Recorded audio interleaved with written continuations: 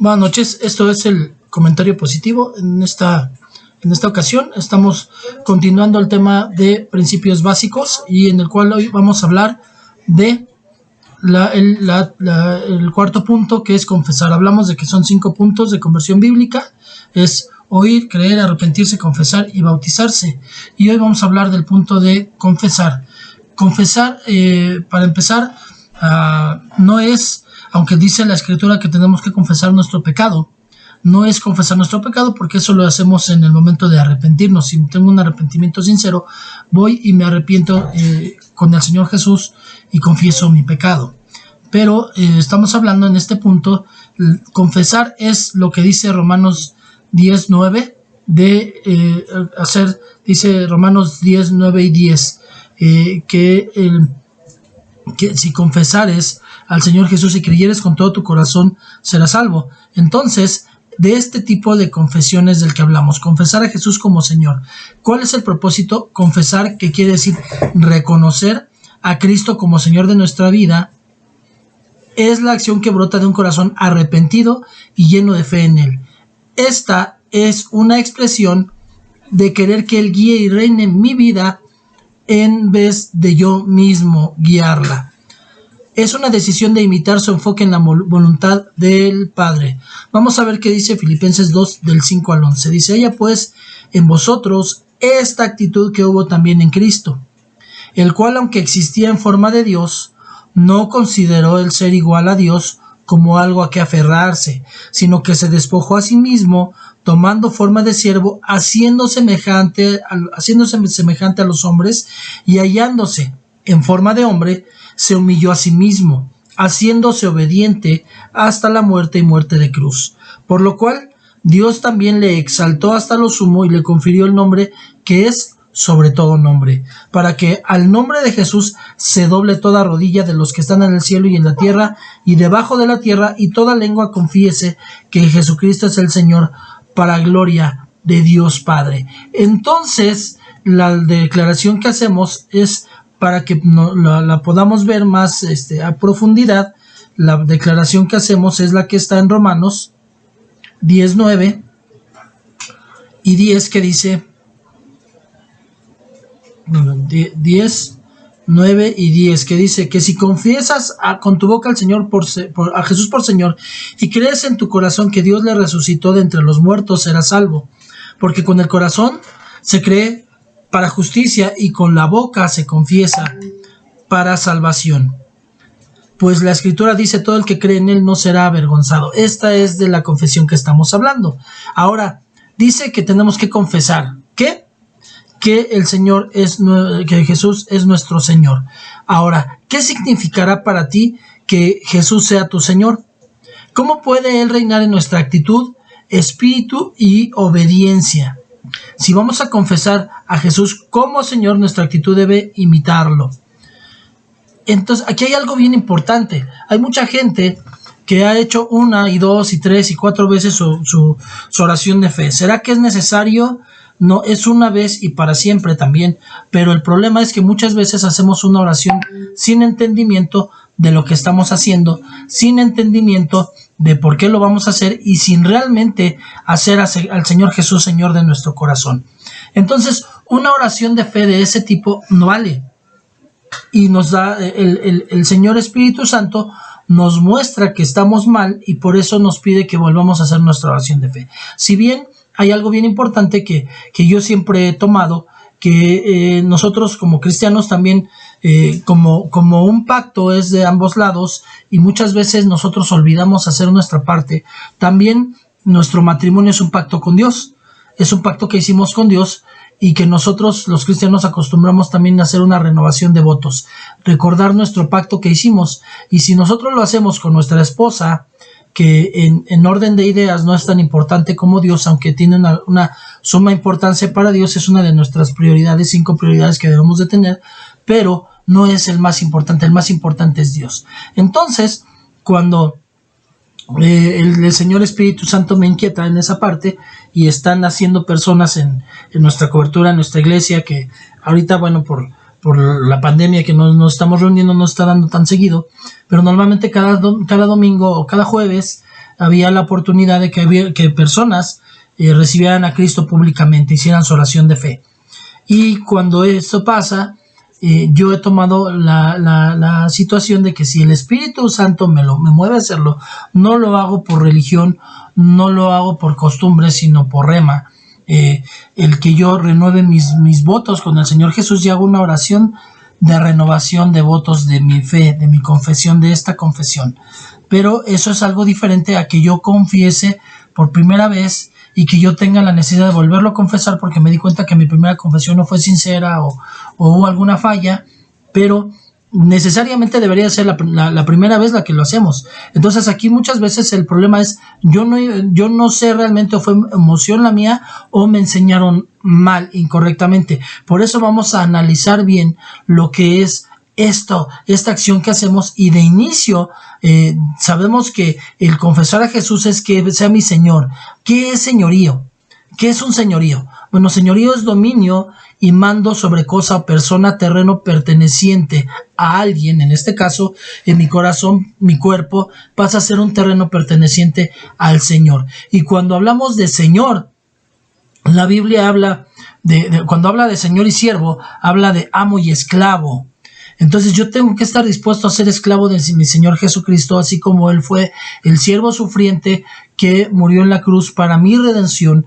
Él ya lo hizo, siendo Dios, se humilló a sí mismo, haciéndose en forma de hombre. Entonces no hay ninguna humillación, y es más, es un orgullo, es un privilegio el que yo pueda también hacer la misma situación que Él hizo, y yo, una vez que reciba al Señor Jesucristo, entienda que Él es mi amo y yo soy su esclavo. Y mi actitud debe ser de que Él es el que tiene dominio y mando sobre de mí, y que mi cuerpo y mi corazón y mi pensamiento, mi alma, mi espíritu y mi cuerpo pertenecen a mi Señor Jesucristo. Ahora, en Mateo 28, 19, 20, el Señor definió su plan en la Gran Comisión. El plan de Dios para salvar el mundo. Vamos a leerlo, Mateo 28, 19, 20, para que recordemos de qué se trata esto. Dice la palabra de Dios: Id pues y haced discípulos de todas las naciones, bautizándolos en el nombre del Padre y del Hijo y del Espíritu Santo, enseñándoles a guardar todo lo que os he mandado, y aquí yo estoy con vosotros todos los días hasta el fin del mundo. Cuando yo mucho les he hablado de que es tiempo de que tomemos nuestra responsabilidad personal y entendamos que el Señor Jesús en la palabra me está hablando a mí. Entonces, si yo lo personalizo, me está diciendo: ve pues y haz discípulos de todas las naciones, bautizándoles en el nombre del Padre y del Hijo y del Espíritu Santo, enseñándoles a guardar todo lo que te he mandado, y aquí yo estoy contigo todos los días hasta el fin del mundo. Esto es lo que nos está diciendo el Señor Jesús en la Gran Comisión, y ese es su plan de salvación del mundo. Ir a ser discípulos, y ya no tenemos que abundar en eso. Si tú ves o has visto los videos anteriores, hubo una parte en la que hablamos de la vida en discípulo. Que es un discípulo, ya lo explicamos en uno de los videos. Si no lo has visto, te recomiendo que lo veas. Es en esta misma serie de principios básicos en donde hablamos de esto. Y bueno, dice: vayan a ser discípulos de todas las naciones, bautizándolos en el nombre del Padre, del Hijo y del Espíritu Santo. Aquí un problema teológico que muchos han tenido es que unos dicen que es en el nombre del Padre, del Hijo y del Espíritu Santo. Pero como hay otra escritura que dice que hay que bautizarlos en el nombre de Jesús, dicen que está mal bautizarlos en el nombre del Padre, del Hijo y del Espíritu Santo, y que hay que bautizarlos en el nombre de Jesús. Dios no es egoísta ni soberbio como nosotros, como seres humanos. En la naturaleza de Dios no hay una competencia de quién es más importante, el Hijo, el Espíritu Santo o el Padre. Entonces, esto quiere decir que si Dios es Dios, así de sencillo, y hay un solo Dios, no importa si yo bautizara en el nombre del Padre nada más, o en el nombre del Espíritu Santo nada más, o en el nombre del Señor Jesucristo nada más, o si oro y bautizo en el nombre del Padre y del Hijo y del Espíritu Santo, porque finalmente es uno solo. No hay problema, no hay discusión teológica, y el Señor Jesús no se va a poner celoso porque yo bautice a alguien en el nombre del Padre en vez de en el nombre del Señor Jesucristo, y tampoco el Padre se pone celoso porque bautice a alguien en el nombre del Señor Jesucristo. Eso es un error teológico cuando alguien dice: es que se tiene que bautizar de esta manera porque así dice. No. Bautizamos en el nombre de Dios y punto. Y si nosotros nombramos al Hijo o nombramos a la Trinidad, es igualmente de válido. Y luego en el 20 dice que tenemos que enseñarles a obedecer, a guardar es obedecer. En la versión popular dice, enseñándose a obedecer todo lo que les he mandado. O sea, todo lo que ya me enseñó el Señor Jesús. Cuando yo lo personalizo, yo no enseño todo lo que sabe mi padre espiritual, mi apóstol, porque yo tendría que pasar muchísimos años para poder aprender todo lo que él ha aprendido. No me está pidiendo eso el Señor. O sea, yo no tengo que ir y aprender todo lo que sabe el apóstol, aunque obviamente sigo creciendo y sigo aprendiendo de mi cobertura, pero a mí el Señor me está pidiendo que yo enseñe lo que yo sé, lo que a mí se me ha enseñado, lo que yo he aprendido. Esa es la importancia, que yo no me quede con lo que el Señor Jesús me ha enseñado a mí, siempre y cuando lo que yo esté enseñando vaya acorde, y la importancia también es que sea lo que el Espíritu Santo quiere que hable, no lo que yo, sino la importancia es que seamos exégetas, que expliquemos la palabra de una manera sencilla, pero lo que el Espíritu Santo quiere hablar, no lo que yo quiero hablar, no lo que a mí se me ocurre o lo que es mi punto de vista, sino lo que el Señor Espíritu Santo. Ese es el plan de Dios, y dice aquí una promesa: yo estaré contigo todos los días hasta el fin del mundo. Ese es el plan de Dios para salvar el mundo.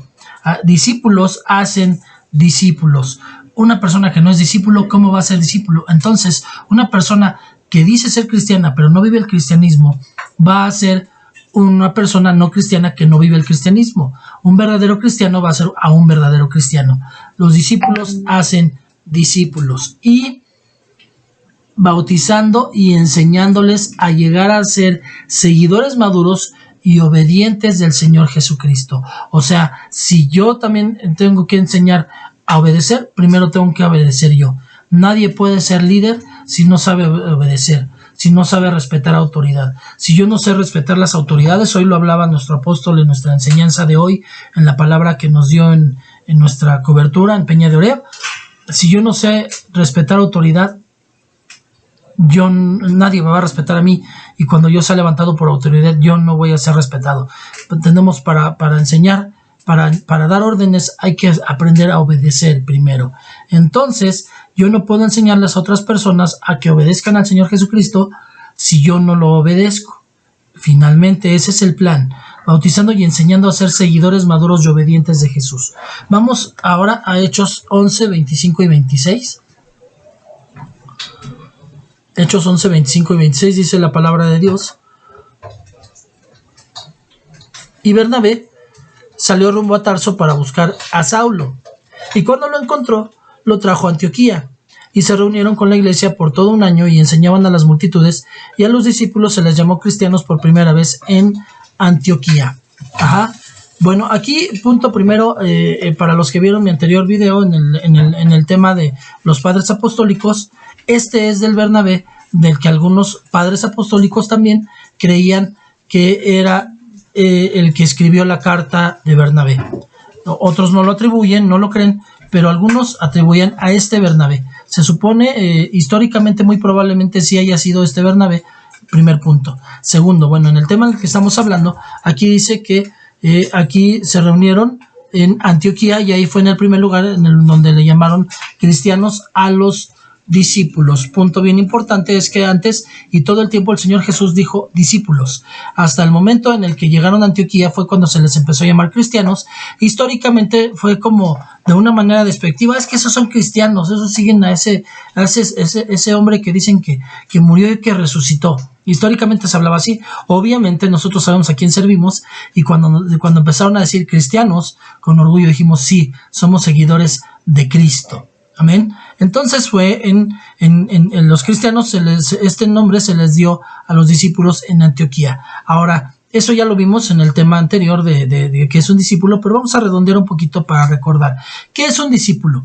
La palabra cristiano solamente se utiliza 3 veces en el Nuevo Testamento, cuando la palabra discípulo se utiliza casi 300 veces. Es una infinita diferencia. Entonces, principalmente lo que nosotros hacemos son discípulos, no cristianos. O sea, cristiano sí quiere decir lo mismo que discípulo, pero realmente lo que vino a hacer Jesús son discípulos. Y un discípulo es el que aprende de su maestro, que asimila lo que enseñó su maestro y vive conforme a lo que le enseñó su maestro. Ese es un verdadero discípulo. Hasta en un aula de escuela, no todos son discípulos. Solamente discípulo es el que aprende de su maestro. El otro, el que sale mal, el que nada más se la pasa yéndose de pinta o que no toma atención en la clase y no hace tareas, ese no es discípulo de su maestro, porque finalmente no está aprendiendo nada de su maestro y su maestro solamente pierde el tiempo con esa persona. Vamos a ver qué dice Marcos 1, versículo 16. Dice la palabra de Dios del 16 al 20. Mientras caminaba junto al mar de Galilea, vio a Simón y Andrés, hermano de Simón, echando una red en el mar porque eran pescadores. Y Jesús les dijo: seguidme y yo haré que seáis pescadores de hombres. Y dejando al instante las redes, le siguieron. Yendo un poco más adelante, vio a Jacobo, el hijo de Zebedeo, y a su hermano Juan, los cuales estaban también en la barca remendando las redes, y al instante les llamó. Y ellos, dejando a su padre Zebedeo en la barca con los jornaleros, se fueron tras él. Aquí vemos que ellos les dijo el Señor: síganme, y inmediatamente le siguieron. Un discípulo es un seguidor. ¿Qué tendrías que dejar tú para poder seguir a Jesús hoy? Un discípulo se pregunta: ¿qué haría Jesús? O sea, ya no voy a vivir yo, sino Cristo vive en mí. Ahora, cada vez, cada momento, cada situación, yo preguntaría: ¿qué haría Jesús en esta situación? Y entonces el verdadero discípulo se esfuerza por hacer lo que el Señor Jesús hubiera hecho, a pesar de todo, a pesar de que se puedan burlar de mí, a pesar de que mi emoción, mi carne me diga que haga otra cosa, a pesar de que las personas critiquen lo que yo esté haciendo, yo me voy a esforzar por hacer lo que el Señor Jesús hubiera hecho y no lo que yo. Ajá. Entonces, esto tiene un costo. Un discípulo de Jesús tiene la misma misión que Jesús: ser pescador de hombres. Nosotros nos vamos a esforzar a hacer lo que el Señor hizo a pesar del costo. Por eso uno de los últimos temas que vamos a ver en principios básicos es contar gastos. Y no se trata de que este curso es gratuito, no se trata de eso, sino vamos a hablar del costo, de lo que cuesta ser un verdadero seguidor de Jesús. Amén. Entonces, ellos, los primeros, los que vimos aquí, un discípulo de Jesús tiene la misma visión de Jesús: ser pescador de hombres. Vamos a ver que estos hombres eran pescadores y les dijo: desde hoy los voy a hacer pescadores de hombres. ¿Qué tuvieron que hacer estas personas para seguir a Jesús? ¿Qué tuvieron que dejar? ¿Qué dejaron ellos finalmente para seguir a Jesús? Todo lo que los atara. Hablábamos también en el tema de el sábado, el comentario positivo, estuvimos hablando de Lázaro. Para los que no lo han visto, les invito a que lo vean. Hablábamos de las ataduras, de que tuvieron que desatar a Lázaro y quitarle el sudario. El sudario son las ropas de muerto, y las ataduras es lo que traemos de nuestro tiempo espiritual muertos. Seguimos queriendo quedarnos con eso, y ellos, el costo que tuvieron que hacer para seguir a Jesús es quitar todo lo que los atara, quitarse ese sudario de muerto espiritual, quitarse las ataduras de muerto espiritual y seguir al Señor a pesar de todo. Vamos a ver Lucas 9, 23 al 27.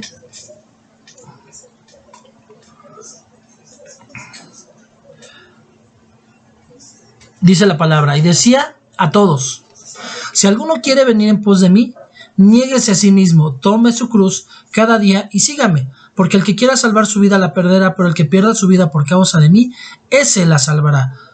Pues ¿de qué sirve a un hombre haber ganado el mundo entero si se destruye o se pierde a sí mismo? Porque el que se avergüence de mí, de mis palabras, de éste se avergonzará el Hijo del Hombre cuando venga en su gloria y la del Padre y de la de los santos ángeles.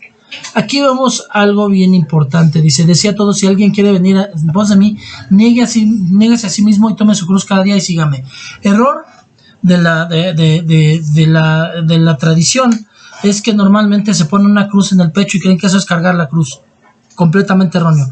Vamos a suponer que tú en este momento vas corriendo en una avenida, vas a cruzar la avenida y es inminente que te van a atropellar porque no te diste cuenta y ahí viene el automóvil. Y de repente alguien llega y te avienta y se muere ahí. ¿Qué es lo primero que harías tú levantándote? Por lógica, sería muy tonto que le tomaras una foto al auto que mató a la persona y al muerto, ¿verdad? Que te salvó la vida, y que te colgaras la foto en el pecho. Sería muy tonto. Más bien, lo mejor que tú podrías hacer es hacer lo mismo. Lo mismo que hizo esa persona por ti de dar la vida, tú lo harías por otra persona, ayudar desinteresadamente como lo hizo esa persona. Bueno, pues así lo hizo el Señor Jesucristo. La cruz es lo que lo mató y Él es el que dio su vida por ti. Entonces no es lógico que nos colguemos una cruz al pecho. Cargar su cruz cada día y seguirlo es negarse a sí mismo, es dejar de ser yo para ser como quiere el Señor Jesús, dejar mis cargas y tomar la carga de Jesús, que es ligera, que su yugo es ligero, que es diferente.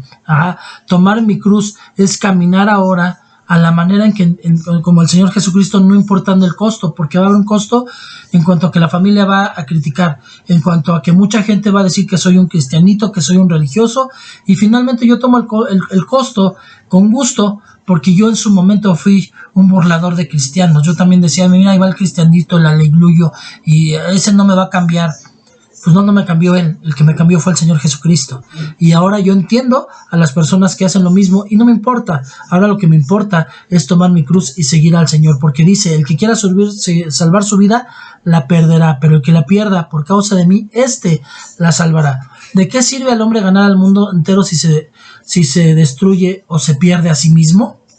Entonces, muchos dicen, no, pues es que primero... Es más, la gente cuando se convierte al cristianismo empiezan a decir, es que antes me iba mejor, es que ¿por qué ahora me va tan mal?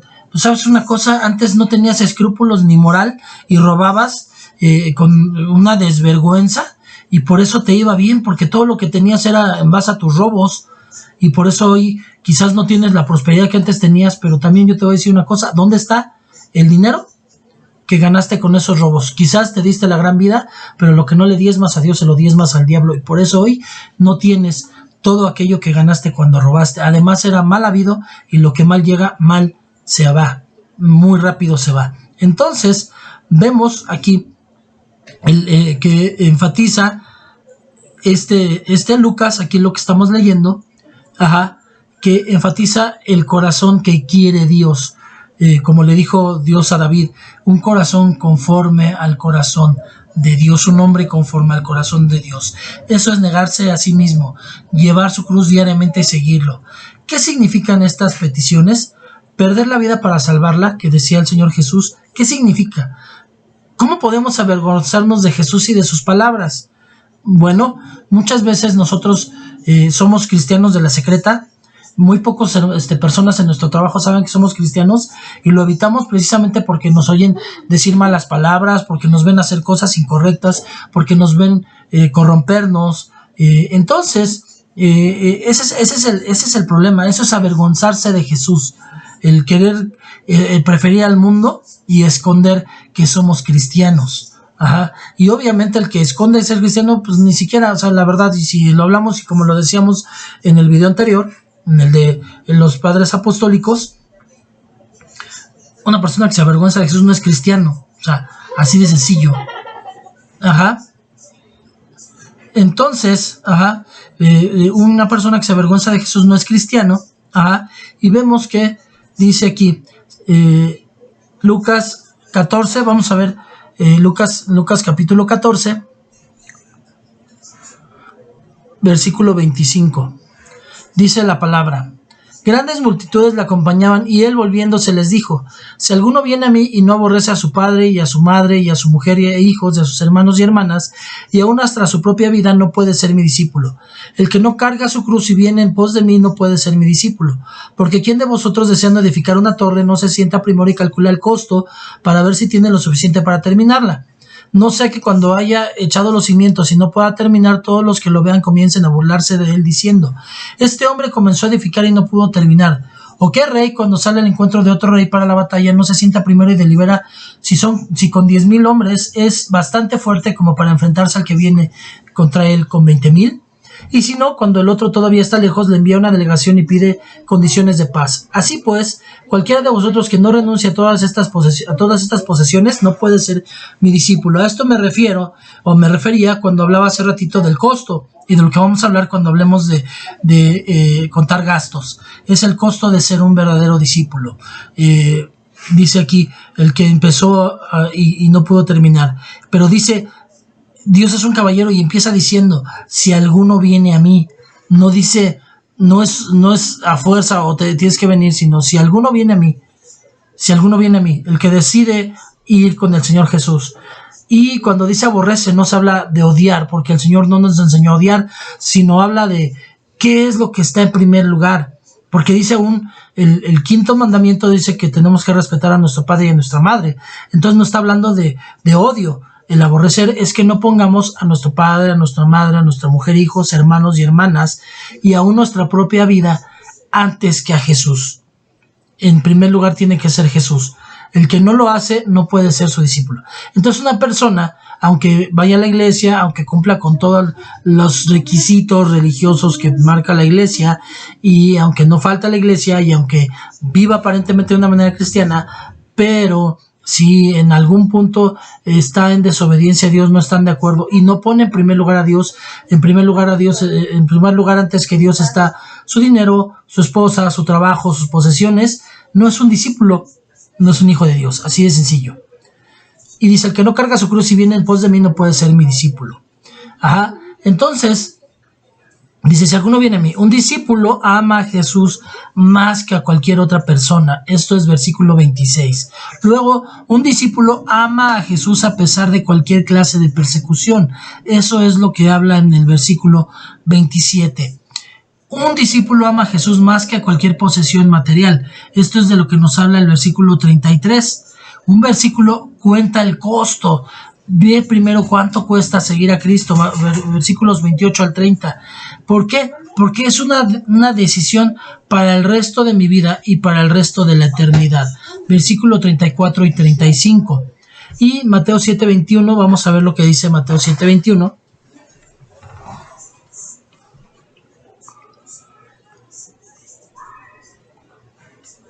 Dice la palabra de Dios, no todo el que me dice Señor, Señor, entrará en el reino de los cielos, sino el que hace la voluntad de mi Padre que está en los cielos. Entonces, yo puedo decirle Señor, Señor, estar orando, estar cumpliendo con todo lo que se espera de mí en mi cobertura, pero si yo no hago la voluntad de Dios, no, del Señor, no entraré en el reino de los cielos. Y como se los he dicho muchas veces a los hermanos del ministerio que Dios nos dio el privilegio de servir en ese ministerio, a mí no me sirve de nada pasarme 30 años siendo cristiano, 30 años sirviendo en un ministerio, quizás sirviendo en un llamado ministerial, y finalmente que llegue a la presencia de Dios y el Señor me diga, no te conozco, hacedor de maldad.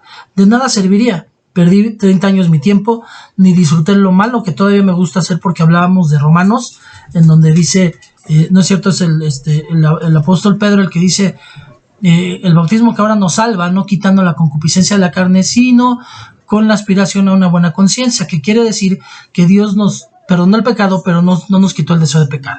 Entonces, mi naturaleza humana todavía me pide hacer lo malo, y por eso todavía muchas veces caemos en lo malo, pero el Señor Espíritu Santo, que es todo lo bueno que sale de mí, es porque yo me dejo guiar por el Espíritu Santo. Entonces, Él es el que hace lo bueno.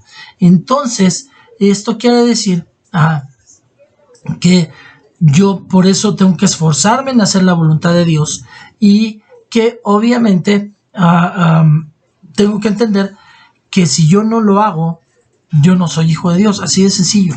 Aunque yo aparentemente viva una vida pseudo cristiana, Dios conoce mi corazón y a Dios no lo engaño.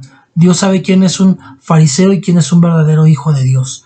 Jesús mismo advirtió que no es suficiente con declararlo como Señor. O sea, no con hacer mi oración de fe, ya con eso, ya eres cristiano. Muchos les dicen, ya hacen su oración de fe, ya eres salvo, ya eres cristiano. Primero, tú no eres Dios para saber si hizo la persona su oración de fe sinceramente y de corazón. En primer lugar. En segundo, viene un tiempo de un proceso de crecimiento, dejando que el Señor Espíritu Santo nos transforme. Yo no le voy a decir tampoco que no lo es, que no es salvo, sino que si fue sincero en su oración de fe, él es salvo, pero solamente si fue sincero. Yo no le puedo garantizar que ya es salvo, porque solamente el Señor Jesús conoce, porque cuántas veces le hemos dado la oración de fe a personas y nada más para eso llegaron quizás a la iglesia o en tu casa porque tenían una emoción, un problema, y después siguieron viviendo por años como el mundo, y eso no era un cristiano. O una persona que llega a una confesión apóstata, de las tantas que hay hoy en el mundo, y que cree ser cristiano, pero no por el hecho de que lo crea, lo es. Así de sencillo, porque realmente se tiene que mostrar. Y Jesús mismo advirtió que no es suficiente con declararlo como Señor. El que me dice Señor, Señor y no hace mi voluntad, entonces en mi confesión de fe yo le declaro Señor. Pero si yo no hago su voluntad, no soy hijo de Dios y no voy a ser salvo. Ajá. Hacer su voluntad es una muestra clara del señorío de Jesús en mi vida. Conducta, pensamientos, cómo paso el tiempo, mis amistades, mi familia, mi economía, etcétera. Romanos 10, 9 y 10, ya hablábamos de esa escritura, es la que hablamos de que si lo recibes en tu corazón y lo declaras con tu boca. Al decir ser discípulo, estamos diciendo que Jesús va a ser el Señor en toda mi vida, no nada más en los 5 minutos en que me dio la emoción. En el momento en que yo tenía un problema y alguien llegó y me habló de Jesús y dije, ay, sí, necesito de él, hago mi oración y se acabó. No, o que lo haga por unos días y que ya me canse, ay, es que es bien difícil, es que me piden leer la Biblia, es que tengo que levantarme temprano, es que tengo que estar orando, es que tengo que ir todas las veces a la iglesia. Y se me hace pesado y es religiosismo. A mí odio esa frase que dicen muchos, es que mi religión no me lo permite. Pues si no te lo permite es porque estás agarrando como una carga a tu religión. Y es más, aun cuando muchos pertenezcan a una religión porque está registrada como una religión, tu iglesia, tu vida es lo que quiere Dios, mi forma de vivir, no es una religión. Entonces, ni mi religión me prohíbe nada porque yo no tengo religión. Mi fe es que es Cristo. Ni se me hace una carga, sino es un agradecimiento porque el Señor Jesús de dónde me sacó. Si yo volteo a mi pasado y yo me doy cuenta de mi testimonio, de quién fui y quién soy hoy, hay una gran diferencia aun cuando soy imperfecto. Entonces yo tengo un agradecimiento infinito con mi Señor Jesucristo por lo que hizo en mí, y entonces ni es una carga ni es una religión la que no me lo permite. En todo caso sería el Señor Jesús el que no me lo permite, pero el Señor Jesús no me prohíbe nada. Él me pone una serie de normas y reglas que sabe que es lo mejor para mí porque me benefician a mí. Si yo estudio los 10 mandamientos y si yo veo, dice, no robarás. ¿Qué pasa si yo no robo? Pues no me van a meter a la cárcel. Ajá. ¿Qué pasa si yo respeto a mis padres? Voy a tener bendición. ¿Qué pasa si yo no soy adúltero o fornicario? No voy a ganarme una enfermedad que a lo mejor también le puedo contagiar a mi familia, a mi esposa, finalmente. Entonces, ¿para quién es la bendición de no pecar? ¿Para Dios o para mí? Pues para mí. Entonces, Él no me está imponiendo nada. Yo tengo la libertad de tomar la decisión, pero Dios me está abriendo la mente a que yo pueda entender cuál es la decisión correcta, qué es lo mejor para mí, para mi casa y para mi familia. Amén. Entonces, al bautizarme, yo expreso mi creencia en la resurrección de mi Señor Jesús y mi decisión de seguirlo como discípulo. Vamos a ver como ejemplo Hechos 22, 14 al 16.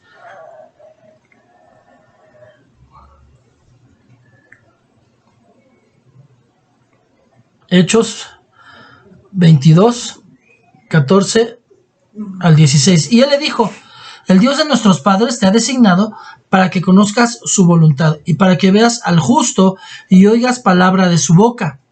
Porque testigo suyo serás a todos los hombres de lo que has visto y oído. Y ahora, ¿por qué te detienes? Levántate y sé bautizado y lava tus pecados invocando su nombre. Y aconteció que cuando regresé a Jerusalén me llevaron orando en el templo y caí en éxtasis y vi al Señor que me decía, apresúrate y sal pronto de Jerusalén porque no aceptarán tu testimonio acerca de mí. Amén. Y bueno, estamos hablando de Pablo, pero le dijeron, testigo suyo serás. Dice, ¿por qué te detienes? Levántate y sé bautizado. Fue cuando fue transformado el corazón del apóstol Pedro. Entonces, esto es una decisión. Esto es una decisión. ¿Estás listo para ser un verdadero discípulo, para vivir como los cristianos del primer siglo, tomar ese reto y establecer a Jesús como el Señor de tu vida y no vivir más a los moldes del mundo o de la religión? ¿Qué tiene que cambiar en ti para poder ser un verdadero discípulo y vivir una vida donde el Señor Jesús sea tu Señor y tu Rey verdaderamente, donde la confesión de fe se haga válida en tu caminar, en tu forma de vivir, y que no tengas necesidad de decir, ay, es que la primera vez que hice mi oración de fe la hice mal y tengo necesidad de hacerla otra vez. No, o sea, lo importante es que tengas realmente el conocimiento de qué es hacer la confesión de fe, la importancia, la relevancia que tiene, la transformación que va a dar el que realmente lo creas y que haga Señor Jesús, al Señor Jesús Señor de tu corazón. Y entonces, cuando tú hagas tu oración de fe de Romanos 10:9, la hagas con una convicción y una seguridad inamovible. Eso es lo que el Señor Espíritu Santo quiere de tu vida hoy. Entonces, bueno, pues vamos a orar para terminar este tiempo. Ya nada más falta el último punto del bautizarse. Lo vamos a ver y quizás en esta semana, esperemos si Dios nos da así, porque todo esto es conforme a lo que Dios el Señor quiere y conforme a la guía del Espíritu Santo. Vamos a orar. Padre, le doy gracias por este tiempo. Le pido, Padre bendito, que de verdad toque el corazón de las personas. Si alguien ya es cristiano, pero se dio cuenta que algo está pasando, algo está fallando con este tema, Señor bendito, le pido que hoy lo reflexione. No es necesario que vuelva a hacer su confesión quizás de fe, aunque a algunos les va a llamar a eso, pero quizás otros tengan que decirle, Señor Jesús, no he caminado conforme al pacto que hicimos, porque un pacto es de dos áreas. Usted dio su vida, yo hago mi confesión de fe y lo hago Señor de mí y Salvador de mi vida. Y si no he vivido de la manera en que usted me ha enseñado, entonces yo tengo que entender, tengo que redarguir mi corazón, tengo que empezar a sentir peso en mi corazón, y dice la Escritura que el que se humilla será exaltado. Y Señor bendito, necesitamos ir como usted lo hizo, bajar hasta lo más mínimo para ser exaltado a lo supremo. Entonces nosotros tenemos que seguir ese ejemplo, y yo le pido, Padre, que hoy sensibilice el corazón del oyente, Padre, de todos los hermanos y los que quizás aún todavía no han hecho su confesión de fe, Padre bendito, y que quieran y que tengan ese deseo, no solamente de hacer una confesión que solamente se diga con la boca, sino que quede en su corazón y que quede en su caminar cada día, en todos los días de su vida. Yo bendigo la vida de las personas que están escuchando esta palabra, Señor, y le pido, Padre, que cada día más personas puedan tener esa bendición. Le doy toda la gloria y la honra en el nombre de Jesús. Amén. Pues muchas gracias. Hasta aquí terminamos. Que tengan bonita noche y nos vemos durante el transcurso de la semana para continuar con nuestros temas aquí en el comentario positivo. Como siempre, te pido que me ayudes con tu like y que lo puedas compartir para que otros puedan también recibir la bendición. Y pues sí, también te pido que en la caja de comentarios me puedas ayudar con tu comentario. Yo sé que tú también puedes dar palabra de edificación, y si tienes alguna duda, con gusto te la podemos resolver. Que tengan bonita tarde. Bye.